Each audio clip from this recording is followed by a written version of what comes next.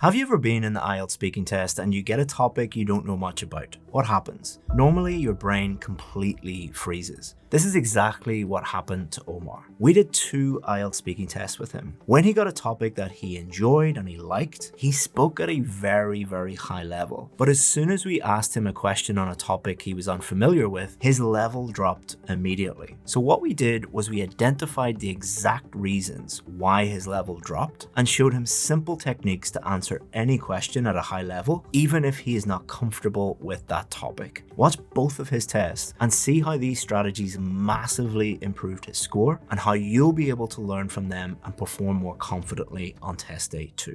Let's start off by talking about your job. Do you work or do you study? I both, actually. Yeah. So I work at automotive industry. I also study AI currently. So I've already studied design management. I look to go into something different, which is artificial intelligence. And that's mainly because I'm trying to have my own application done. And the app has AI integrated into it. Can you tell me more about that? So artificial intelligence, as we all know, it's like growing massively right now. So if I was to get a degree, I'd be able to get a full-time job, or I'd be able to even benefit using my skills in my business or my application. So studying it seemed the most ideal route to go to, and I'm happy with it so far. Now let's talk about fruit. Do they grow fruit where you grew up? Where I grew up, very deserted. It's a desert. And I think they mostly grow dates. Yeah, that's about it mostly. And most of the fruits are imported, yeah. What's your favorite fruit? Mangoes. Mangoes are awesome, yeah. Why do you like mangoes? It's got a very special taste. It's always sweet. I like them sweet. Some people like sour mangoes, but sweet mangoes are just, my opinion, best flavor. You can get out there as a juice, as yogurt, even as a snack. You can dry them up, have them as snacks as well. Yeah. Are there any fruits that you dislike? Apples are very mainstream. They were force-fed to us on school days, so very traumatic experience. Do you like eating any cooked food or hot food with fruit in it? No, that's a big no-no. Pizza with pineapple, all these things. Like, I am not into that. I believe fruits should be fruits. You have them before food, not after, because it gets fermented afterwards. So food is before, and then you can have the food after, enjoy it, keep the meat and the vegetables separate than fruits. my own opinion, to be honest, yeah. Now let's talk about walking. How much walking do you normally do on a day-to-day basis? A lot.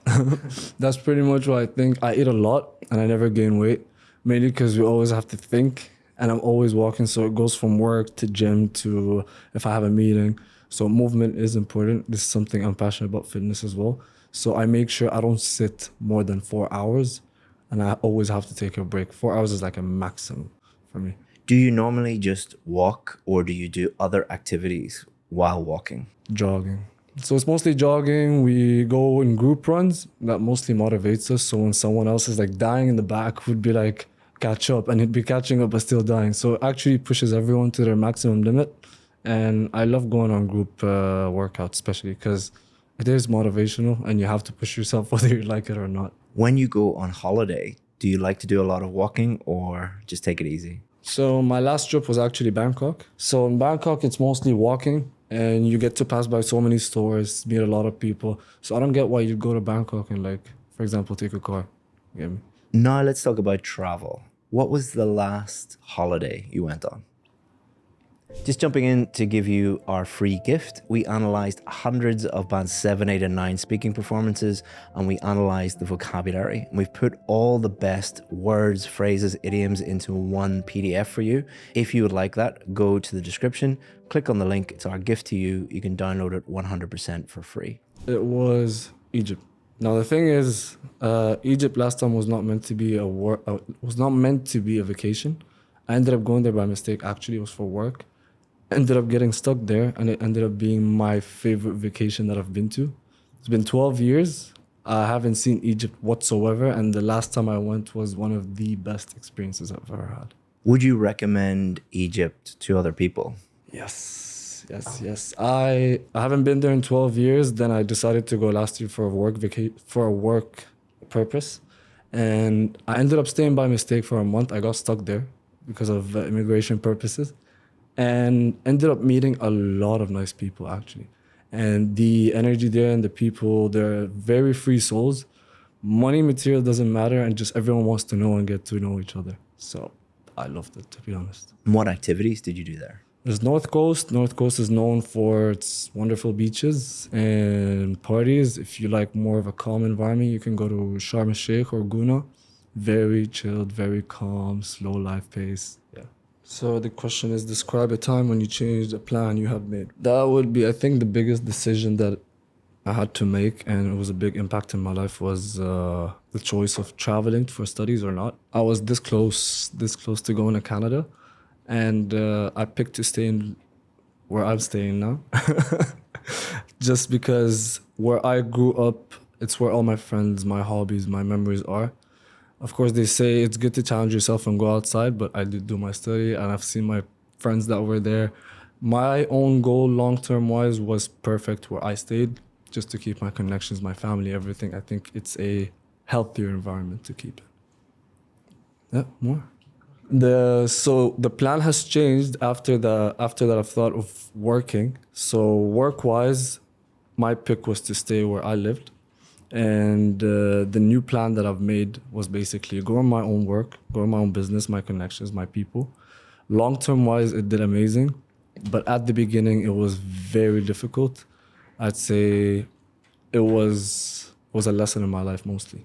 So we talked about a plan that you changed, and we're going to continue to talk about planning in general. If you have important plans, do you think it's better to keep them secret or tell everybody about your plans? That's a very good question. I think for the most part, you would keep it to yourself, and you would selectively tell whoever is in it for your benefit and their own benefit. So you just got to make sure you really trust them. You got to make sure they're very smart and understanding and emotionally intelligent.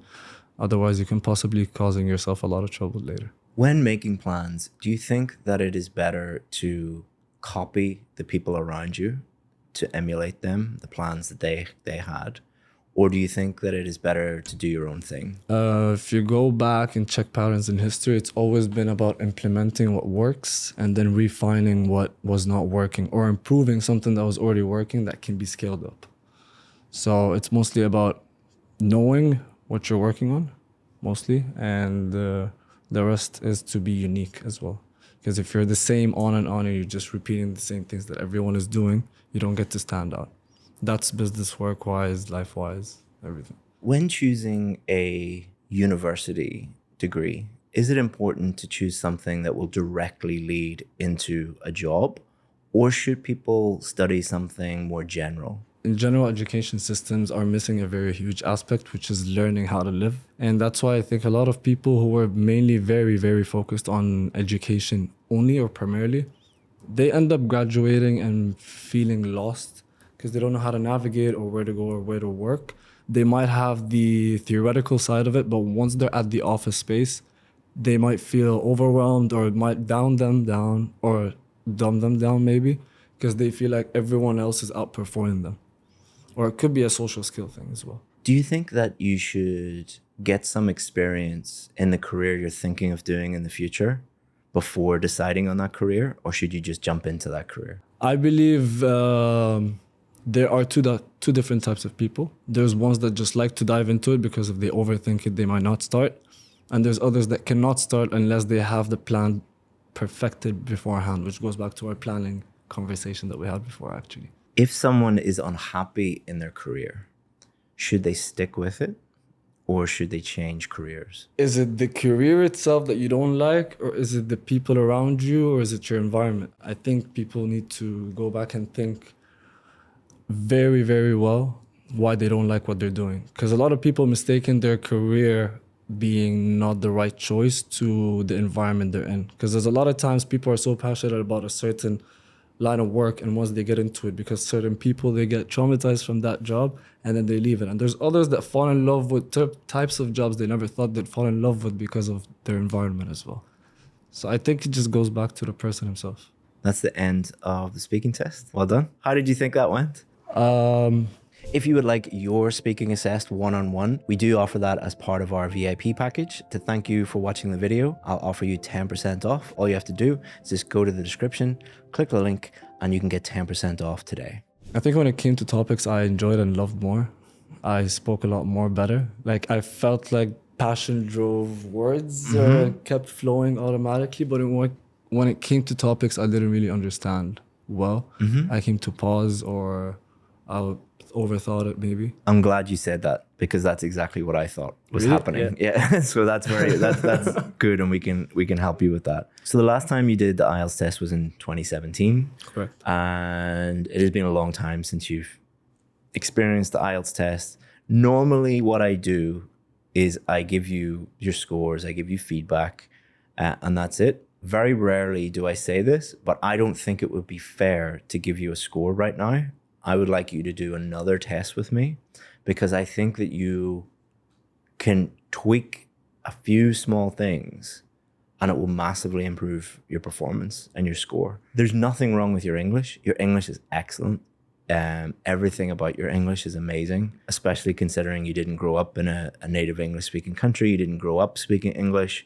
You should be very proud of your English. Throughout this feedback, if I'm telling you something that you think that you disagree with, please tell me, because this is all just speculation about what is going on in your head, and I can't see inside your head. So tell me if I'm completely wrong. In general, I think that you are and I mean this in the nicest possible way, a very relaxed guy.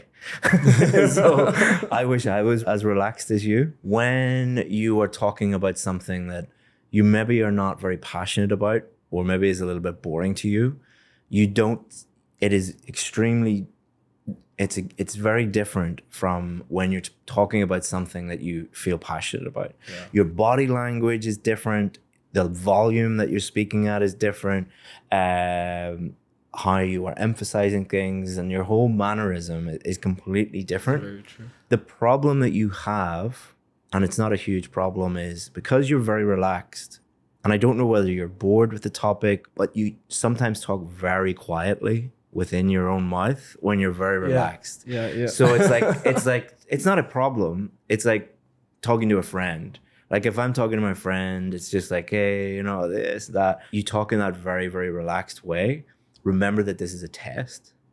So if the examiner cannot understand you sometimes because you're speaking quite quietly in that very relaxed way, the only thing that they are allowed to do is interpret that as a problem with your pronunciation. In part one, sometimes there were a few times when I couldn't understand every word, not because there's a problem with your pronunciation. It's just you're so relaxed that you're not enunciating everything and speaking. But part three, amazing. That's me with coffee too. Yeah. So as I say, it's not a problem, but in day-to-day life, if like we were working together in the same office, I would be able to, it wouldn't be an issue. Because a lot of people are like that, and you just need to listen in and listen a bit harder than when they haven't had their coffee, for example. But because this is an IELTS test, this is a speaking test, you need to basically do what you did in part three for every question. So you need to pretend that you are very enthusiastic about every answer. So kind of not put on a performance or anything like that. So I need to basically love the topic. Yes or yes, so I can end up... I'm hesitant to give that feedback because some people, if you tell them to put on a performance or act in some way, they don't like that and they're not good at that. Like they're just themselves, and that's part of their personality and part of their character is like they can't fake things. What I often say to those people is, okay, in your day-to-day life, that's fine. For 15 minutes in a test, you gotta put it on out. Just try and turn it on. I'll just give you some other advice on that. So part one, when you get a topic you're not really interested in, or you don't, just try not to speak in that sort of quiet, relaxed way. In part two, you stopped at about 1 minute. So the way that the examiner will interpret that is they will do what I did, which is like keep talking, but you had to go back and check, okay, what do I talk about next?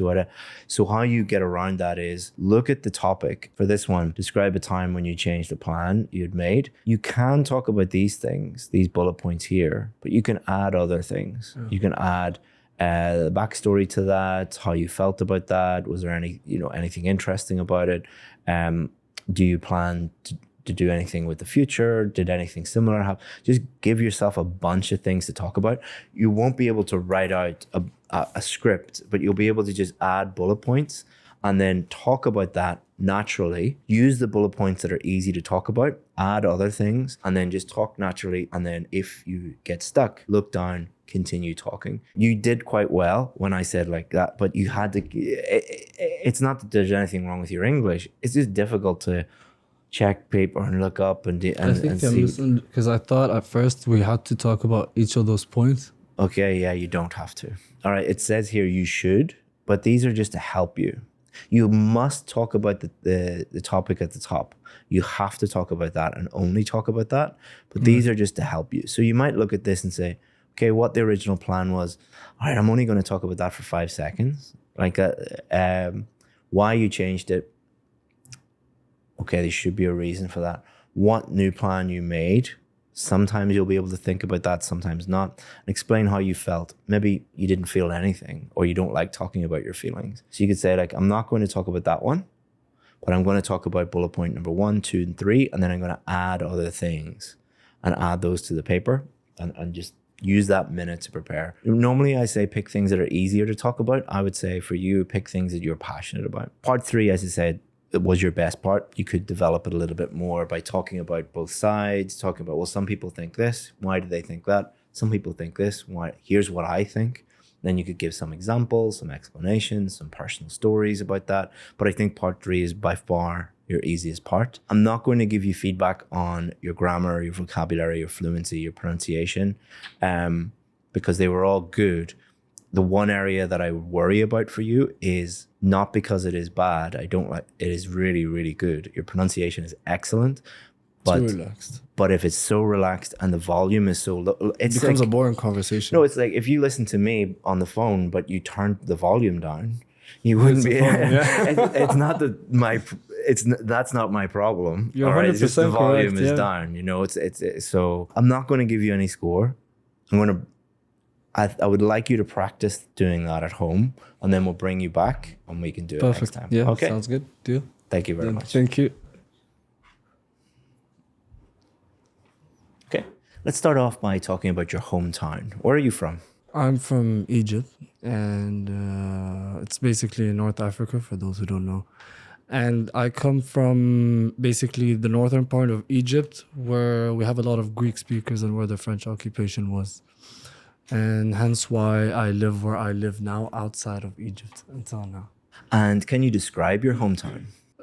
People are very friendly in my hometown. There's a lot of movement, a lot of restaurants, a lot of street vendors as well. Very clean ones. People are more than happy to help.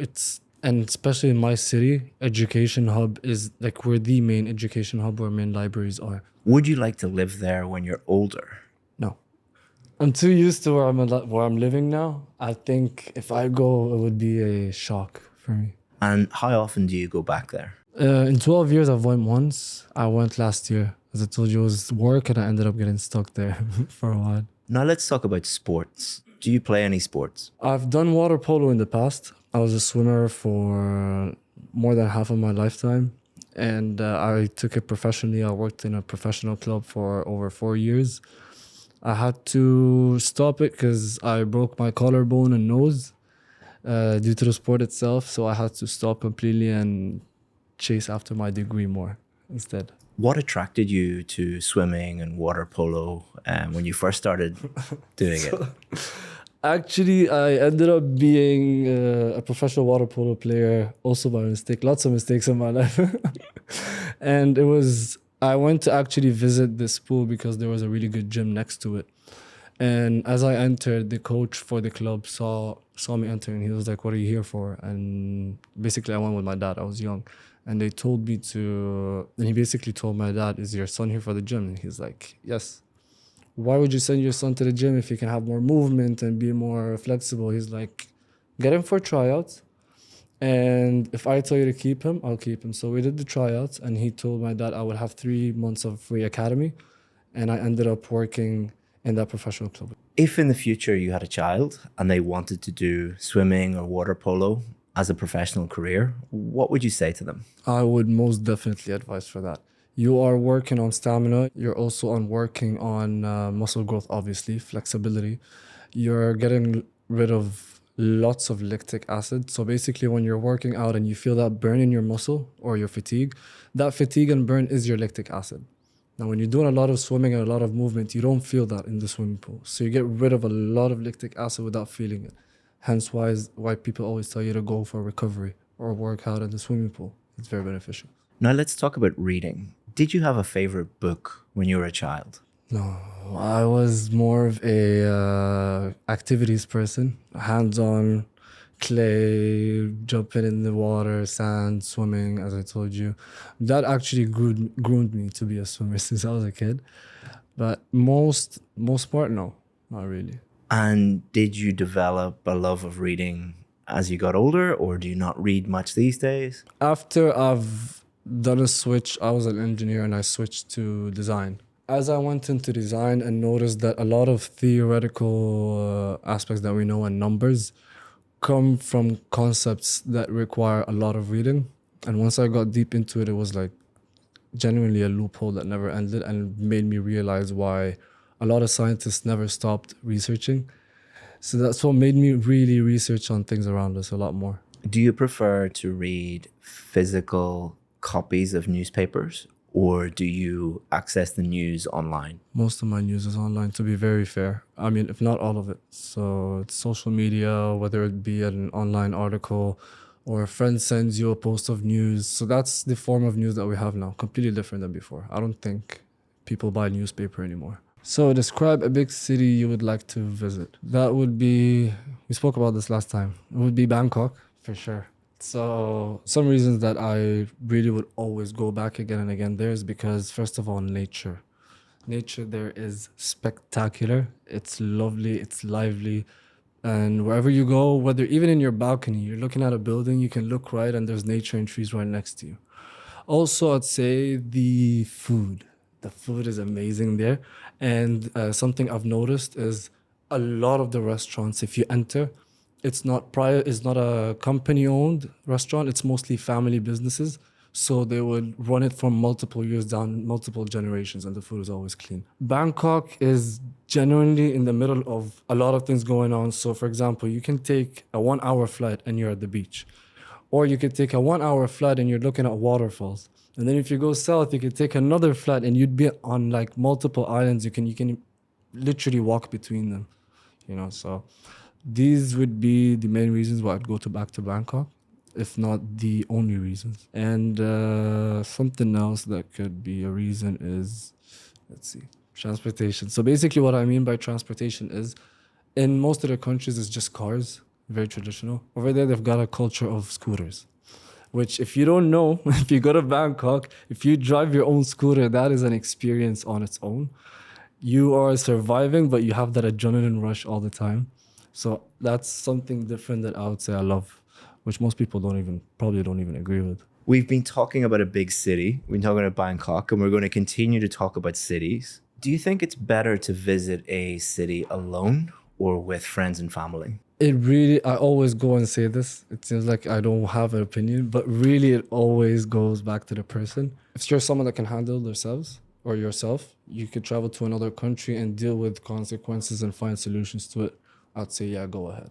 But if you don't deal with panic properly, definitely don't go alone. You're going to have a lot of anxiety, let's say, for example. You're not going to be able to deal with situations where there's panic. You might even probably do worse or mess it up even more.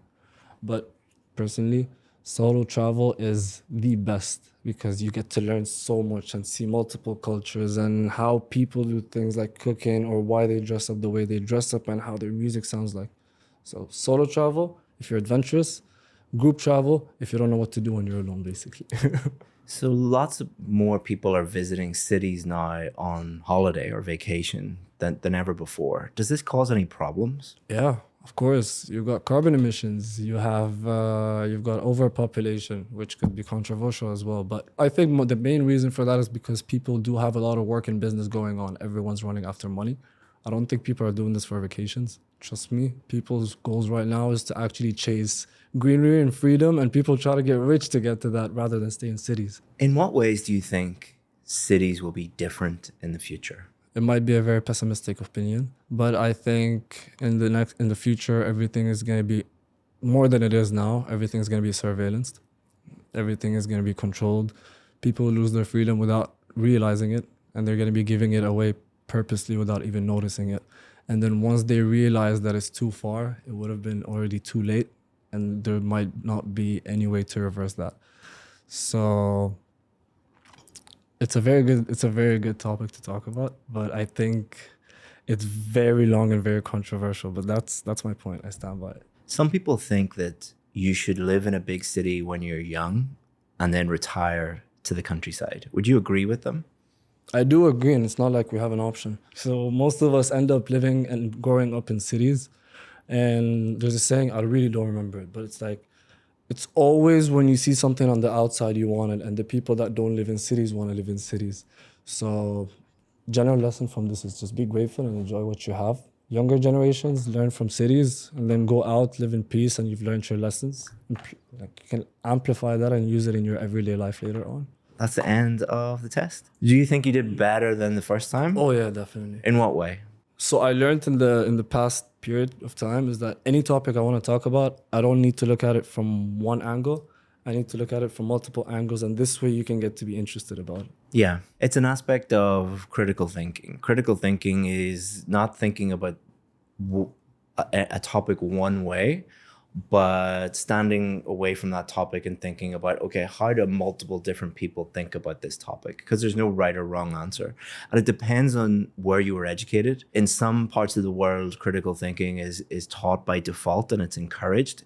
In other parts of the world, it is suppressed.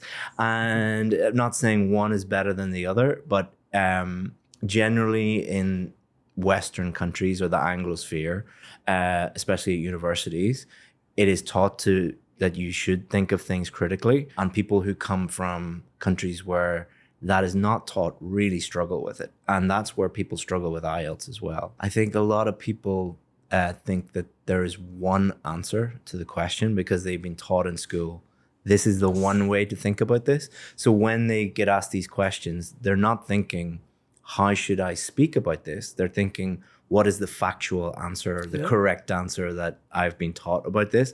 And it really limits their ability to think about it. Part one, you did much, much better. Why do you think you did better in part one?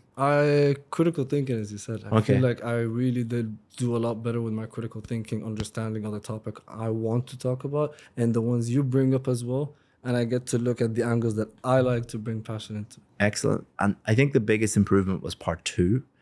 What strategy did you use for part two to just keep talking and stay on topic? Changing my perspective. Really? I'm literally like just looking at the topic, checking which angle fits what I like the most, and I just go towards that direction. But I really like the way you used the notes. So you added these bullet points and then you talked about each of the bullet points in turn. So it helped you. I didn't want it to be robotic. So it's just like one word and then I'm just like free falling, you know? I think again, part three is the area that you do much, much better in. Your pronunciation was clearer. Your fluency is always excellent. But in the first test, you stopped at times. You weren't able to speak about things at times. You did much, much better. And your grammar and vocabulary is excellent. And considering that you didn't grow up in an English-speaking country, you should be very proud of your English level. So you did very, very well. Thank you so much, Chris.